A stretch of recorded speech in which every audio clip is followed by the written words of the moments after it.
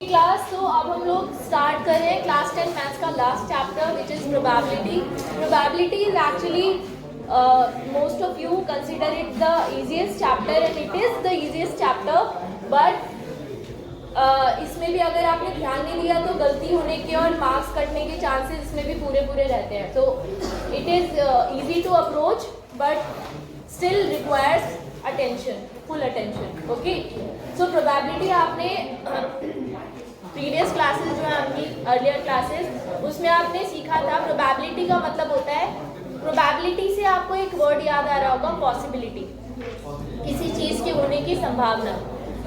Probability को हिंदी में कहते हैं प्रायिकता.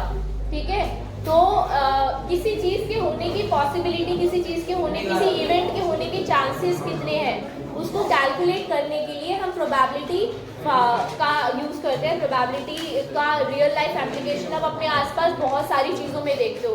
जैसे कि जो ट्रेन की रिजर्वेशन, मैं जब ट्रैवल करती हूँ तो मोस्ट ऑफ द टाइम्स ऐसा होता है कि अगर शॉर्ट इंटरवल, बिल्कुल मतलब कल जाना है और आज बुकिंग कर रहे हैं, या तो 3-4 दिन बाद जाना है और आज बुकिंग कर रहे हैं, रिजर्वेशन कर रहे हैं, तो इस केस में हमें वेटिंग मिलने के चांसेस बहुत ज़्यादा होते हैं. वेटिंग का मतलब है आपकी टिकट कंफर्म, सीट्स अवेलेबल नहीं है, अगर कोई और कैंसिल करेगा तो आपको वो सीट अवेल हो जाएगी. ठीक है, तो उसमें आपको वेटिंग में रखते हैं उसको.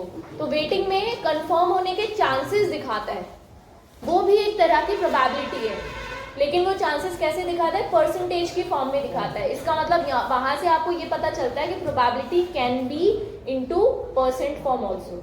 ठीक है, प्रोबेबिलिटी कैन बी परसेंटेज. आपने अभी तक जो प्रोबेबिलिटी जनरली देखी है या सॉल्व की है, that was in fractional form, है ना, जो पढ़ा है बुक में. अब जैसे क्रिकेट आपने देखा होगा, क्रिकेट मैच जब स्टार्ट होते हैं तो उसमें स्टार्टिंग में टॉस होता है और टॉस बहुत बड़ा मेजर रोल प्ले करता है कि कौन सी टीम जीतेगी. मोस्टली ऐसा माना जाता है मोस्टली केसेस में कि जो टीम टॉस जीतेगी वही मैच जीतने के मैच भी उनके फेवर में काफ़ी हद तक चला जाता है. जैसे अभी इंग्लैंड के केस में भी हुआ था, अभी जो वर्ल्ड कप फाइनल हुआ है. कौन हार गई? अरे इंडिया की बात नहीं कर रही हूँ. लास्ट जो फाइनल मैच था इंडिया पाकिस्तान के बीच में, उसमें टॉस कौन जीता था? टॉस कौन जीता था? इंग्लैंड जीता था ना. उन्होंने फील्डिंग की थी पहले. अभी सुनो. तो प्रोबेबिलिटी वहाँ से आप अपने रियल लाइफ से रिलेट कर सकते हैं.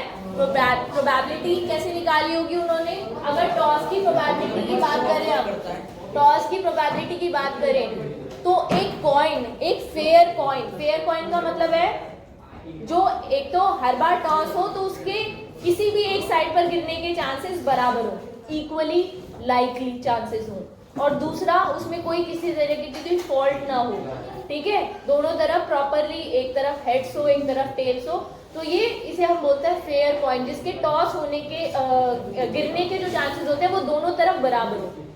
ठीक है, अच्छा, इसके बाद बात आती है रैंडम टॉस की. रैंडम टॉस एक वर्ड आपने सुना होगा. रैंडम टॉस का मतलब है tossing should be unbiased, it should be impartial. Partiality नहीं होनी चाहिए टॉसिंग में, बिल्कुल सही तरीके से, फेयर तरीके से टॉस करना चाहिए ताकि वो चांसेस जो है इक्वल आने के वो बराबर बने रहें. तो प्रोबेबिलिटी की अगर हम बात करें, प्रोबेबिलिटी फाइंड करने का फॉर्मूला आपने प्रीवियस क्लासेस में ही पढ़ लिया था. प्रोबेबिलिटी ऑफ एनी इवेंट का मतलब समझते हो ना. जैसे अभी ये जो इवेंट है, हेड आने का इवेंट, तो ये this is an event. Head आना इज एन इवेंट कि हमें हेड्स चाहिए, तो हेड्स आने की प्रोबेबिलिटी कितनी है? तो प्रोबेबिलिटी को हम पी से रिप्रेजेंट करते हैं और ब्रैकेट में हम ई लिखते हैं. ई का मतलब होता है इवेंट, जो भी चीज आपको चाहिए. ठीक है, जो जिसके बारे में बात हो रही है, so that would be the event. अच्छा, ये किसके बराबर होती है? ये होती है नंबर ऑफ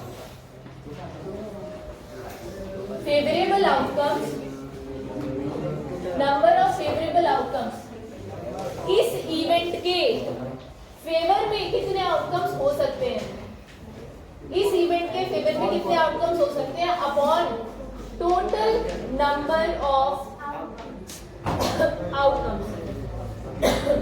ये फॉर्मूला आपने ऑलरेडी अब छोटी क्लासेस में पढ़ा है और इसको बहुत अच्छे तरीके से आपको याद भी हो गया होगा ये। फॉर एग्जांपल हम हेड्स की बात करते हैं, हेड आने की प्रोबेबिलिटी कितनी होगी, which is the basic question, very basic question. तो probability of getting an head, अब मैंने ब्रैकेट में ई की जगह एच लिख दिया, ठीक है, या मैं इसे पूरा ही लिख देती हूँ हेड।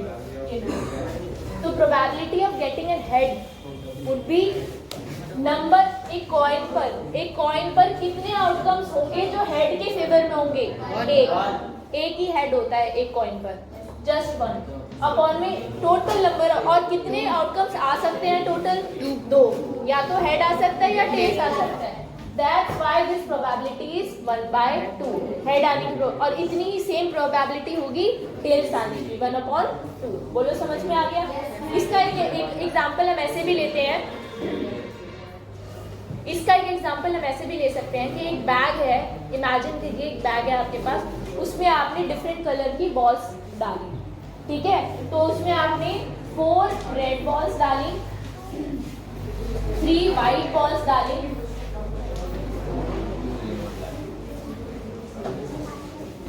ठीक है, एक आपने ग्रीन बॉल डाली है और 2 आपने ब्लू बॉल डाली है, ठीक है। अब हम प्रोबेबिलिटी फाइंड करते हैं, चलो ये मेथड आपको समझ में आ गया प्रोबेबिलिटी फाइंड करने का। तो probability, you have to find the probability of an event and the event is to find और to take out a white ball. Probability of getting a white ball. Although we write the whole sentence in this bracket, पूरा लिखते हैं getting a white ball, इस तरह से लिखते हैं, मैंने यहाँ शॉर्टकट में लिखा है थोड़ा, white ball. Probability of getting a white ball randomly उस बैग में से बिना देखे, that's what we call random, बिना देखे आपने उसमें से एक बॉल निकाली, क्या चांसेस है, कितनी प्रोबेबिलिटी है कि वो बॉल वाइट बॉल होगी। तो देखिए वाइट बॉल, यहाँ देखिए नंबर ऑफ फेवरेबल आउटकम्स, मतलब कितनी बॉल है बैग में जो इस इवेंट के फेवर में है, कितनी बॉल्स है, 3, अपॉन में टोटल बॉल्स कितनी है, 4 + 3 + 1 + 2 10, तो 3/10। क्या आप इस प्रोबेबिलिटी को डेसिमल फॉर्म में रिप्रेजेंट कर सकते हो, यस, 0.3। क्या आप इसे परसेंटेज में कन्वर्ट कर सकते हो, how much would it be, 33। Percentage में कन्वर्ट करने के लिए ऐसे करते हैं हम, किसी भी चीज को परसेंटेज में कन्वर्ट करने के लिए we utilise that 30% would be the probability, ठीक है, ओके। अब यहाँ देखिए वाइट बॉल की प्रोबेबिलिटी हमने निकाल ली 3/10। चलो सारी बॉल्स की प्रोबेबिलिटी फाइंड करते हैं, ठीक है, सारे कलर्स की प्रोबेबिलिटी फाइंड करते हैं, कितने इवेंट्स हो सकते हैं उनकी प्रोबेबिलिटी फाइंड करते हैं। So it would be 30%, percentage में देखो तो 30% होगी। Probability of getting a red ball निकालते हैं, रेड बॉल की प्रोबेबिलिटी कितनी हो जाएगी निकालने की, 4/10। अब तो बेसिक तरीके से समझाने की जरूरत नहीं है ना, सो 4/10 डेसिमल में लिखो तो 0.4 और परसेंटेज वाइज देखो तो 40%। ये भी प्रोबेबिलिटी का फॉर्म है, ये भी प्रोबेबिलिटी का फॉर्म है और ये भी, ठीक है। Probability of green ball, it would be 1/10 यानी 0.1 यानी 10%। अच्छा, इसके बाद प्रोबेबिलिटी ऑफ ब्लू बॉल,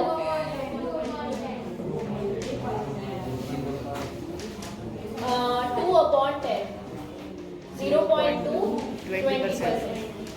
समझने वाली बात ये है कि अगर आप प्रोबेबिलिटी की वैल्यूज देखो फ्रैक्शन में, सारी प्रोबेबिलिटी की वैल्यू हमेशा 1 या 1 से छोटी होगी।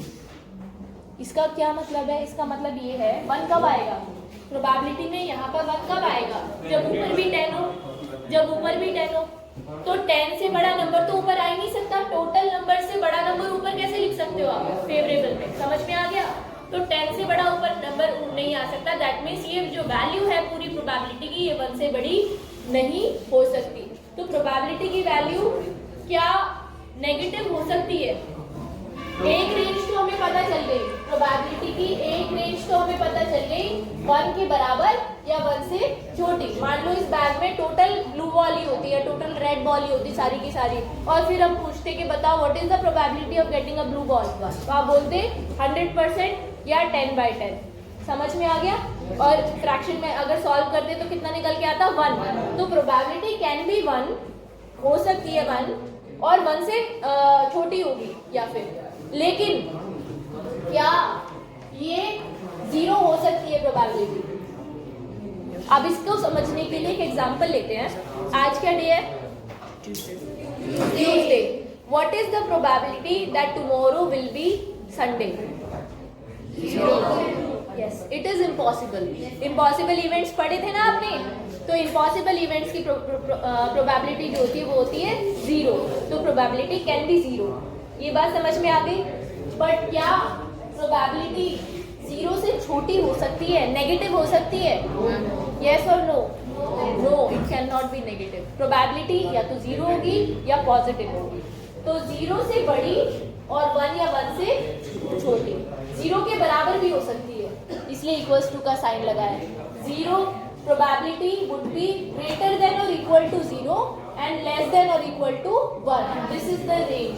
मैंने एग्जाम्पल के साथ समझाया, समझ में आ गया अच्छे से कि इस रेंज में प्रोबेबिलिटी फॉल करती है। Okay okay, now let's learn about complementary events. What are complementary events? देखिए, मान लीजिए मैंने आपसे पूछा प्रोबेबिलिटी ऑफ रेड बॉल, बाकी किसी चीज की बात नहीं कर रही हूँ, प्रोबेबिलिटी ऑफ रेड बॉल। तो आपने कहा probability of red ball is 4/10। मैंने आपसे कहा what is the probability of getting off not getting a red ball. तो मैं इसका ये पूछ रही हूँ कि रेड बॉल, मैं ये नहीं बता रही कौन सी बॉल मुझे चाहिए, मैं ये बोल रही हूँ कि रेड बॉल को छोड़कर कोई भी बॉल निकल जाए, बस रेड बॉल नहीं निकलनी चाहिए। ठीक है, तो ये इस इवेंट का जस्ट अपोजिट हो गया। रेड बॉल का जस्ट अपोजिट हो गया रेड बॉल का ना निकलना। आ गया समझ में? तो probability of not a red ball ये कितनी होगी आपके हिसाब से? कितना होगा? 6/10 होगा?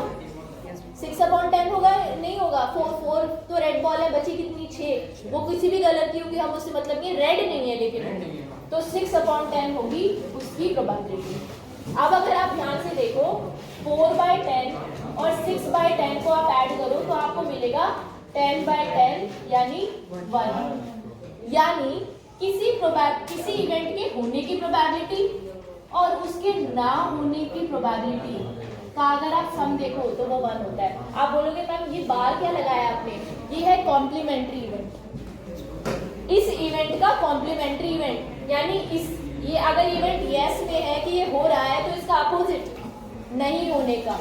अगर ये ना होने का होता तो ये होने का होता। अगर ये ना रेड बॉल होने का इवेंट होता, नॉट अ रेड बॉल, तो ये होता यस अ रेड बॉल। ठीक है, कॉम्प्लीमेंट्री इवेंट इन्हें कहते हैं। क्लियर है ना? इनका सम कितना होता है? हमेशा 1। कैसे होता है वो भी मैंने आपको समझा दिया एग्जाम्पल के साथ। क्लियर है? तो आपको क्या नोट करना है? आपको ये पूरी चीज नोट करनी है। स्पेशल इसमें क्या है, ये वाला जो फॉर्मूला मैंने यहाँ लिखा है ये हम यूज करने जा रहे हैं, हम ये रेंज यूज करने जा रहे हैं और ये फॉर्मूला यूज करने जा रहे हैं। नोट कीजिए प्लीज।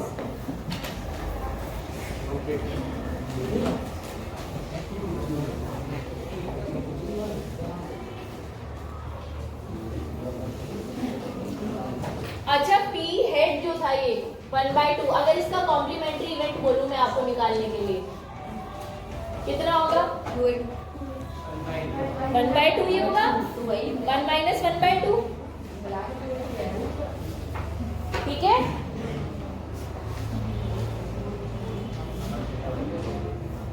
ओके क्लास, तो अब हम लोग शुरू करें एक्सरसाइज 15.1। इसका फर्स्ट क्वेश्चन बहुत ज़्यादा आसान है। अपनी एनसीईआरटी की बुक को ओपन कीजिए please, page number 308। Probability of an event plus probability of an event not E. देखिए ये पूछा है, probability of an event plus probability of an event not E. What is it? 1। तो is equal to क्या लिखोगे?